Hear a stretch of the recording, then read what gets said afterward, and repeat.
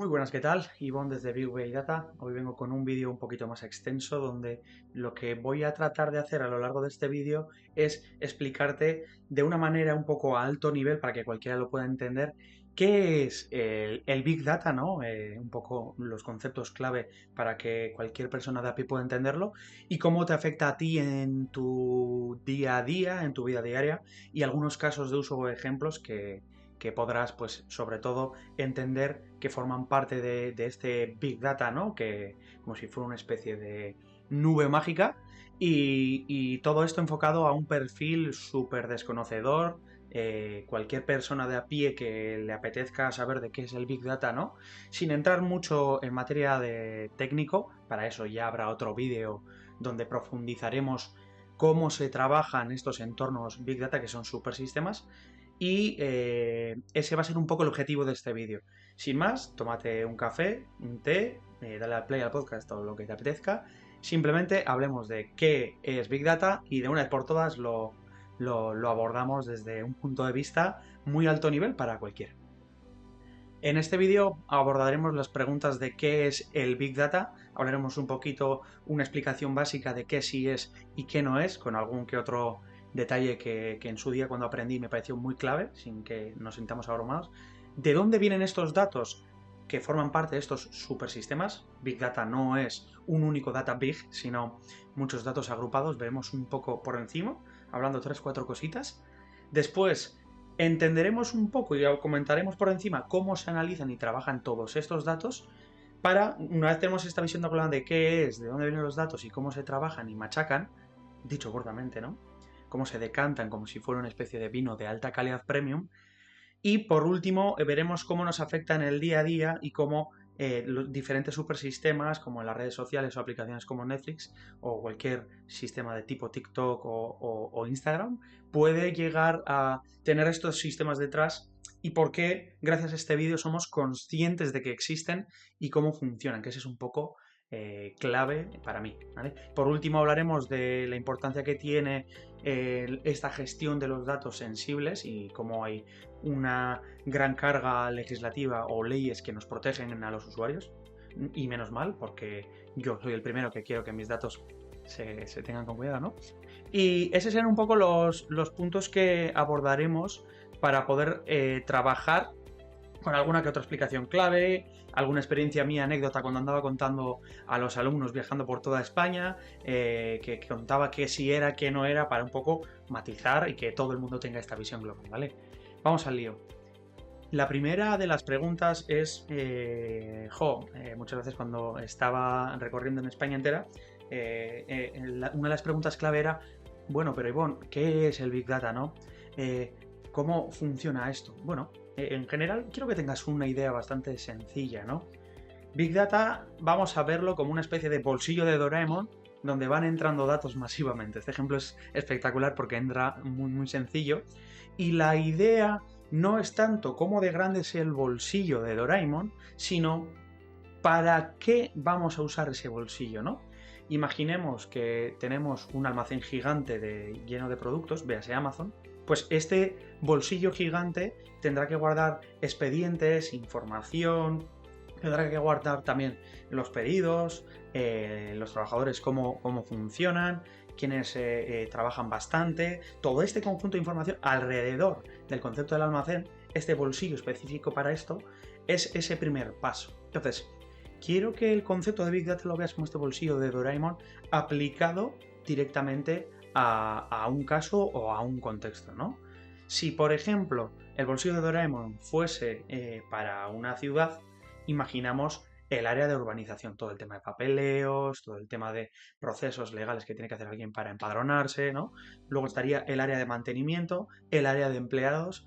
Quiero que lo veas como diferentes secciones agrupados en cajones, solo que este cajón es tan grande que se vuelve gigantesco. Esa es la idea del Big Data. Es decir, como antes lo que pasaba era que los datos que se generaban no eran tan grandes, se podían guardar en archivadoras. ¿Qué es lo que pasa hoy? Pues que se generan tantos datos, ¿no? en una empresa hay tantos barcos, en un barco pesquero, por ejemplo, que es el pueblo donde vivo yo, en un almacén o en una cadena como Mercadona, hay tanto que si nos ponemos a pensar, mejorar un 1, un 2% estos procesos, o el tiempo que tardan en pedir, o el número de cantidad de producción que hacen, ¿no? Imaginemos, hablando de Mercadona, si somos capaces de mejorar solo un 2% el empaquetado en general de los congelados, ¡jo! Estamos consiguiendo un ahorro brutal para las empresas, ¿no? Esta es una de las claves de entender ese bolsillo de Doraemon de qué es el Big Data y son proyectos masivos que con esa mejora de un 1 o un 2% merecen la pena una inversión de 200.000, 300.000 euros. ¡Jo! ¿Cómo de grande tendrá que ser todo lo que factura esa empresa para que un 1 o un 2% sean un dinero tan grande que merezca la pena hacer esa inversión? Por poner un poco el foco en las empresas como suelen abordar este tema. Por otro lado está el sector público. Normalmente vamos a ver que están siempre un pasito por detrás de las empresas privadas, es decir, Netflix o Amazon van a estar más digitalizados por el propio mercado, porque le sale HBO como competidor, porque le sale Disney Plus, porque sale cualquier otro competidor y por eso se ha esforzado a innovar, ¿vale? Esa es otra de las claves. Bolsillo de Doraemon gigante, punto número 1, y luego que el bolsillo merezca la pena, que dé dinero y que rente. Entonces, con esto ya empezamos a entender que son grandes cantidades de información que merecen la pena y ahí está la clave, ¿no? No siempre va a merecer la pena, no siempre va a haber un Big Data y de hecho no es uno, son diferentes Big Datas, diferentes bolsillos, dependiendo de cada caso para qué es. Entonces, bueno, aquí la clave es entender que un truco muy bueno que me ayudó a entender qué era Big Data, sin entrar en tecnología, es súper laxo, súper desde alto nivel, era mi profesor Enrique, que si me ve este vídeo, que se lo voy a pasar desde luego, me pareció fascinante la manera de explicar qué era Big Data. Todo lo que no entra en un ordenador, todo, imaginemos una pedazo base de datos gigante que tiene que estar en la nube tal, empieza a ser un poco Big Data. Una IA que necesita procesar en tiempo real un coche autónomo con un ordenador no es suficiente, ¿no? Necesitará una gran capacidad de cómputo o gráficas, o da igual la manera, ¿no? Entendamos que todo lo que no entra en un ordenador empieza a ser un poco Big Data. Entonces, me pareció una muy buena manera de entender qué era Big Data, ¿no? Mucha información, bolsillo de Doraemon, donde necesitamos aportar valor que merezca la pena, básicamente, ¿no? Y que, en general, necesitamos más de un ordenador, entonces, ¿cómo hacemos para coordinar esa información? Ahí empezamos a entender lo que es Big Data. Vamos ahora por la segunda pregunta y es ¿de dónde provienen estos datos del Big Data, no? Pues bien, en general se suele decir que hay dos clasificaciones básicas cuando estudiamos el origen de los datos del Big Data y es interno o externo, tan sencillo como eso, no hay que complicarse. Interno haría referencia a esos datos que ya tenemos dentro de una empresa. Imaginad que estamos, por ejemplo, en el sector de salud. En el País Vasco hay una entidad llamada Osakidetza. Salud en vasco no tiene más vuelta de turca, no es nada de otro mundo. Y claro, esas fuentes de datos están centralizadas y por supuesto tienen que estar protegidos por la ley de privacidad en relación al sector de la salud. Claro, todo ese gran volumen de datos no vendrá en un ordenador, estará en la nube, porque somos tantas personas que para cada uno tiene su ficha, su histórico, sus valores, sus citas médicas, todo eso, pues ya entendemos que es un Big Data. Claro, si fuéramos los responsables de Osakidetza, entendemos que esos son los datos que nosotros tenemos que custodiar y garantizar que no se liberan. De hecho, sabed que si en menos de 72 horas ha habido un ataque hacker y no somos capaces de resolverlo, por ley tenemos que avisar al resto, a nuestros clientes, que se ha liberado esa información, ¿vale? O sea, eso es una garantía súper interesante que me parece clave. Dentro del sector de la salud, entorno público también, esa cadena de información está súper bien protegida y armada. Podéis imaginar que dependiendo de cada sector hay leyes de seguridad internos dentro de cada bloque. Entonces, claro, ¿de dónde provienen esos datos? Pues bien, pueden ser míos internos. En Netflix sería el catálogo de productos, sería también ver cómo se comportan mis usuarios con las nuevas actualizaciones de la aplicación para entender que si están más tiempo viendo películas de ciencia ficción, pues no voy a ser estúpido. Los siguientes pasos serán intentar potenciar eso a ver si consigo que esté más tiempo conmigo. Pequeño tip, ¿cuál creéis que es la manera o el mejor medidor para saber que una red social va por buen camino? ¿Cuál creéis que es? ¿Cuál crees que es el mejor indicador para poder determinar cómo de bien o mal van las cosas? Véase Tinder, Instagram, TikTok. Te voy a dar 2-3 segundos para pensar qué número, qué herramienta, qué KPI, ¿no? qué medidor es relevante. Bien, la respuesta no es el dinero que generan, la respuesta no es el número de clics, la respuesta es el tiempo promedio por usuario. Todos estos sistemas te bombardean con anuncios. Todos estos sistemas quieren que te quedes. Cuanto más tiempo te quedas, se dice en analítica que hay más engagement desde el punto de vista de el comportamiento de usuario. Si estás más tiempo en Google, te comes más anuncios. Si estás más tiempo en Instagram, te comes más anuncios. Si estás más tiempo en YouTube, adivina, ¿vale? Entonces, eso tiene que ver mucho con todos estos Big Datas, qué cosas podemos hacer. Que te adelanto, se resume a casos de resúmenes, informes analíticos, esto que hemos hablado de medir, de observar, entender el comportamiento, y por otro lado, el mundo de la IA, que ya abordaremos en otro vídeo largo y tendido, y ya haremos algunos tutoriales súper chulos para que lo puedas entender y masticar a este nivel, que es un poquito laxo, más tipo podcast, tipo entretenimiento, donde aprendemos poco a poco qué es el Big Data, ¿vale? La otra fuente de datos es el tipo de dato externo. Hemos hablado del caso de Sakidecha o de Netflix, que es interno de la compañía. Sabed que existen muchísimas herramientas, que existen muchas fuentes de datos abiertas. Hay empresas que se dedican a comprar datos, a anonimizarlos, por supuesto, y luego en el mundo de la IA lo que hacemos a menudo es utilizar datos abiertos.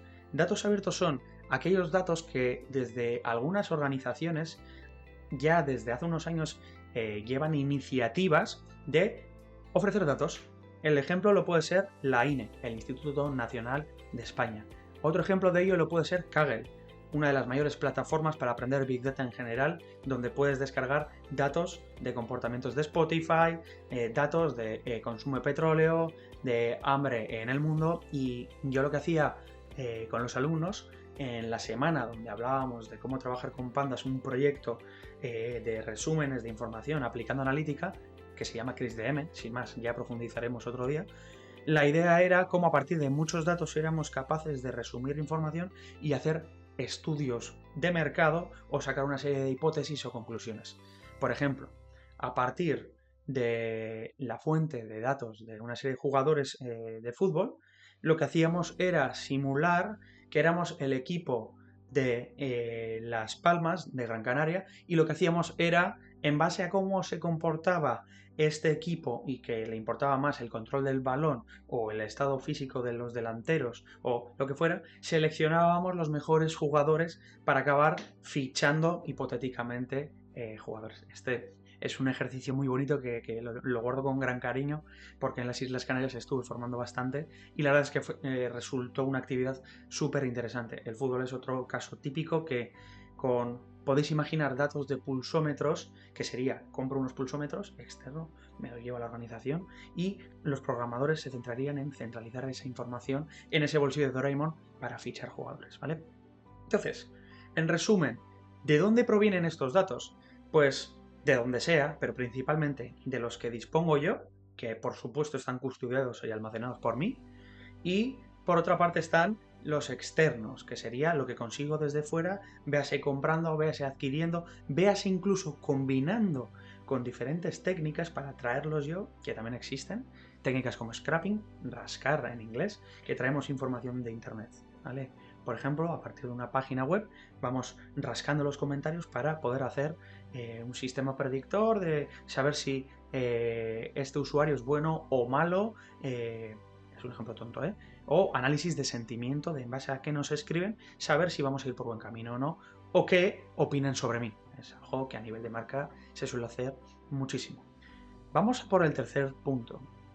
¿Cómo se analizan estos datos? Bueno, en general hay muchas maneras de hacer las cosas. Y básicamente la idea es que el gran saco de Doraemon, una vez nos hemos complicado a almacenar toda esta información, lo que hacemos es, vale, ya tengo los datos, ya tengo este cajón. A veces el cajón está lleno de mierda, entonces toda esta basura hay que ordenarla. A esto se le llama data lake, una especie de lago de datos que hay que darle forma, hay que transformarlo, hay que organizarlo, hay que resumirlo, para que todo eso se unifique, se centralice y se pueda explotar o hacer las cosas como Dios manda, ¿no? Recuerdo que cuando estaba en Sevilla tenían unos sensores, uno de los alumnos me dijo que trabajó en una empresa que tenía unos sensores donde si no entrenaban un mínimo de 15 minutos las espinilleras que decían cuánto andaban y esos medidores de frecuencia, llegaba al punto donde salía que hacían menos 10.000 pasos. Claro, ¿qué pasa si entreno menos de 15 minutos? Pues los pasos estaban mal. Como yo haga un resumen final con un panel de saber cuántos pasos hacen los jugadores y quién de repente entrena mucho menos de lo normal los lunes, ya me vas entendiendo para qué nos puede valer esto, claro, esos datos no son fiables. Necesitan un tratamiento, un procesamiento donde, bueno, como siempre entreno 1 hora y pico, pues esas espinilleras me vienen mejor porque son más baratas, pero tengo que entender cómo son esos datos, tengo que entender qué transformación tiene que hacerse y sobre todo si lo quiero combinar con el pulsómetro del reloj, tienen que alinearse, porque cada uno igual me da frecuencia por minuto, el otro coge y me lo pone en distancia de metros por segundo, en otro en métrica americana. En definitiva, toda esa gestión de centralizar, transformar y en pocas palabras no es más que organizar por cajones una casa. Si ves la casa desordenada hay que organizarla. Eso es lo que hacemos y gracias a eso nos permite resumir la información. En general lo que hacemos es organizar la información de tal manera que o bien lo orientamos a casos de inteligencia artificial, casos donde lo que hacemos con los datos es juntar toda esa información y tratar de alguna manera hacer que la máquina aprenda por nosotros. Por otra parte, se suele utilizar estrategias de procesamiento por lotes o batch, que es mete un montón de información a la noche, que ya la carraca a la noche se va a encargar de mover esa información y hacer esta transformación. Imagínate un banco, cuántas operaciones al día tiene que hacer, cuántas transacciones hay y todo eso al día siguiente lo tiene que lanzar a la Unión Europea por normativa, por ley, para que se actualicen todas las bases de datos de manera oficial. Pues, pocos no van a ser. Son una barbaridad de números y todo eso, por ejemplo, se hace con operaciones por lotes nocturnas de actualización. Y luego tenemos el caso de tiempo real. La manera en la que se trabaja a tiempo real, los datos son muy diferentes a los grandes volúmenes nocturnos porque son datos pequeñitos, pim, pim, pim, pim, pim, que van notificándose y todo eso requiere una transformación rápida. El ejemplo lo es una notificación por WhatsApp o de Facebook que se parecen bastante, ¿no? Te adelanto, eso es un sistema de mensajerías casi en tiempo real que funciona Apache Kafka detrás, que lo escribí en mi libro, en la editorial Zero Case Word, en colaboración con Chema Alonso. Si te interesa, está en la descripción. Si te interesa Big Data, nuevamente, ya sabes que tienes debajo los enlaces y los recursos de qué es el Big Data. Y en general ya vas viendo que gracias a ese saco de Doraemon, en base a qué es lo que quieres hacer con los datos, en base a que si sale rentable o no, tenemos que entender cómo es el problema. Es un problema a tiempo real donde quiero que haya un asistente para un controlador aéreo, porque claro, si yo espero que al día siguiente para definir el trazado óptimo de una inteligencia artificial, dos aviones colisionan y no me avisan. No vale a veces con actualizar una vez al día la información. Esa es una de las decisiones clave donde en caso de empate, a menudo lo que sucede es que preferimos que sea lo más barato posible en el día a día en el mundo de las empresas. En general va a ser eso, la explotación de casos de uso tipo resumen y a eso lo llamamos analítica business intelligence, donde nos sentamos con un negocio para darle un tratamiento del dato, y por otra parte los trabajos de inteligencia artificial o machine learning. Ahora que está de moda, por ejemplo, ChatGPT es un tipo de IA, hay muchos tipos de IA y hablaremos de eso en otro vídeo. En resumen, hay muchas maneras de trabajar con los datos, hacemos una agrupación de la información, con ella lo que hacemos es explotarla a partir de ese almacén de Doraemon Y con esto abordamos ya una de las claves, la clave número 4 del vídeo, que es cómo te afecta el Big Data en el día a día. En pocas palabras, en el momento en el que pasas tu tarjeta en el banco, en el momento en el que entras en una red social, en el momento que estás hiperconectado desde el ordenador o desde el móvil a una cuenta de correo electrónica, en el momento que haces una compra de Amazon, en el momento en el que haces un pago con el datáfono, en el momento en el que vas al tren, en el momento en el que echas gasolina y utilizas, al menos en España, Wilet para rascar un descuento, en todos esos flujos, en todos esos momentos, estamos trabajando con sistemas Big Data detrás. ¿Por qué? Porque como individuos solo somos un número, pero cuando somos un montón de personas, que son, estos supersistemas son capaces de dar soporte a esta cantidad de gente, lo que acaba siendo es que somos un lago, una especie de, si nosotros fuéramos una arena, una especie de Sáhara entera de datos, es decir, una mina de información, ¿no? Entonces, ahí está la clave. ¿Cómo afecta en el día a día el Big Data? Pues nos afecta bastante en los algoritmos de recomendación, en nuestro tiempo libre, en el sistema de pricing a la hora de ofrecerte un producto de Amazon, en cómo nosotros acabamos enganchados al algoritmo viendo vídeos de YouTube o cómo acaba Netflix decidiendo qué contenido sacar. Entonces, en pocas palabras, y aquí viene una perla que me gusta decir y lo comentaba siempre en todas las ediciones, es ¿a cambio de qué tenemos todos estos descuentos? ¿A cambio de qué tenemos redes sociales gratis, no? En general ya vas a ir intuyendo que lo que trato de hacer en este vídeo es simplemente explicarte qué es el Big Data, diferentes casos de uso y que reflexionemos, porque no es una nube mágica. Yo en su día cuando empecé a estudiar no sabía todo el impacto que hay detrás, ¿no? Y el Big Data, en pocas palabras, señores, lo que nos va a pasar es que están ya en el día a día y una de las claves es que, a diferencia de antes pues, producías coches, una empresa producía bombillas, una empresa generaba casas, ¿no? ¿no? O sea, se ponía a montarlos y eso era un bien físico. Había que llevar recursos a ese perfil y, claro, lo que sucedía realmente era que se podía tocar. Hoy en día, un sistema de Big Data o de IA no se puede tocar. Y encima, a más INRI, el ejemplo lo es mi página, bigdata.com, o incluso este canal. Puede llegar a cualquier parte del mundo desde mi casa, desde Bermeo. Claro, quien sabe hacer una IA no es lo mismo que aprender a hacer una casa. Tiene un conocimiento que el resto no tiene y que encima es capaz de llegar a cualquier parte en este mundo global. Esa es la razón por la que la gente a veces siente miedo y desconfianza por el Big Data, no tanto por profundizar en cómo se hace a nivel técnico, sino por el desconocimiento, ¿no? Donde efectivamente en el día a día nos afecta muchísimo. De hecho, hace poco han empezado ya a darle forma a la primera regulación a nivel de Europa de qué IA sí vale y qué no. Por ejemplo, el sistema que implementé en mi pueblo, que está por, a ver si consigo darle, ahí gané un premio emprendiendo sobre el uso de las mascarillas en época de COVID a través de una cámara.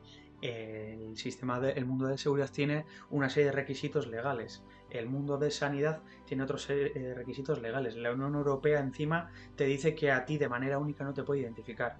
Pues todo eso, de manera práctica, no es tan fácil como hacer una IA para detectar caras y ya, o detectar mascarillas y ya. Hay que aplicar una serie de procesos, una serie de filtros y menos mal, efectivamente, y menos mal.